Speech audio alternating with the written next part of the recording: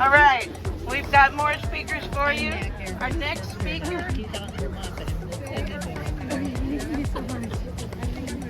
is Doug Schiltz, I believe. Schiltz. Doug Schiltz. Oh, okay. Well, you say hi to him. And good morning, folks.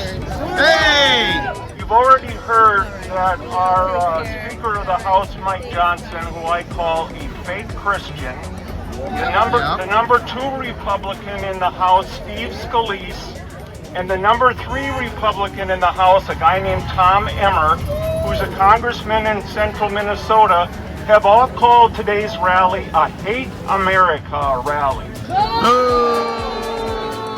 Do we hate America? No! And then Donald Trump and his racist assistant chief of staff, Stephen Miller, have called this an Antifa rally.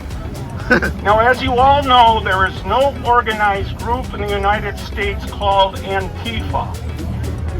Trump, after Charlie Kirk was killed, put out an executive order that said that Antifa is a terrorist group. But I can tell you this. If your father or grandfather fought in World War II against the Nazis, against the Italians or the Japanese in the South Pacific, those nations were called the fascist nations. So guess what? If your father or grandfather fought for America in World War II, they are Antifa. Some other people on the right have called this a pro-Hamas rally, which again is ridiculous.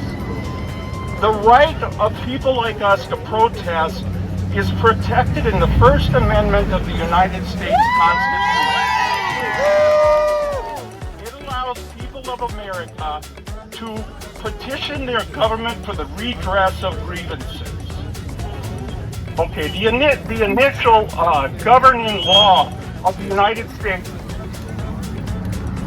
is the U.S. Constitution, and that was ratified in 1789.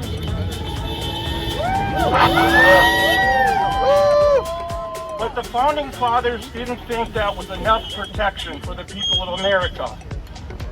So in 1791, they began work on something called...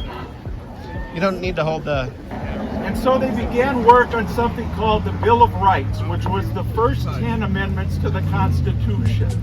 Now, the federal government is supposed to be a government of enumerated powers, which means that the federal government is not supposed to do anything that's not in the Constitution or the first 9 amendments of the Bill of Rights.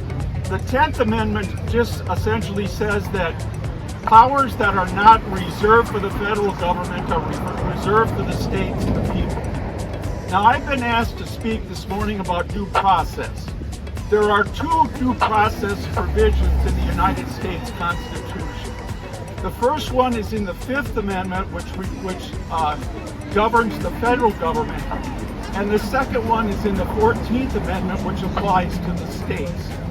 And the due process clause is pretty simple. All it says is, in the 5th Amendment to the feds and to the 14th Amendment to the states, that the government cannot take away your life, liberty, or property without due process of law. Okay? So due process has essentially 3 different provisions. First, the government has to give you notice of what action they're going to take against you. And second, the federal or state government has to give you a reasonable opportunity to be heard. And third, that you get a decision from a neutral fact finder. Now, many on the right have said that due process only applies to American citizens. This is false. There's been a whole bunch of U.S. Supreme Court decisions over the years that have found that is false. So anyway, the problem that happens is the federal government is giving notice to these undocumented immigrants, but most of them don't speak English. They speak Spanish. And so the federal government is giving them notice in Spanish and giving them less than 24 hours to respond. Most of them don't have attorneys, so they're sent then to some ICE facility in the South and deported before they even have a chance to make their case.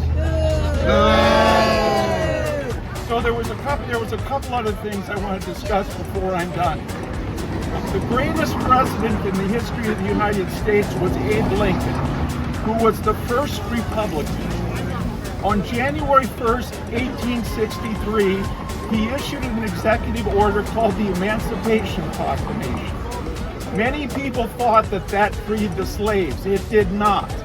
All the Emancipation Proclamation did is it allowed the male black slaves to fight with the Union or Northern Army. Now, after the Civil War was over, three very important constitutional provisions were passed. The first was the 13th Amendment, which outlawed slavery in the United States. Now, I've already talked some about the 14th Amendment, but the 14th Amendment was very important too because it granted citizenship to the formerly enslaved African-American black or African. And then the 15th Amendment, the last one, prohibited racial discrimination in voting, and it only allowed black men to vote. Women were not allowed to vote in the Constitution until 1920, and that was terrible. Thank you very much. Thank you.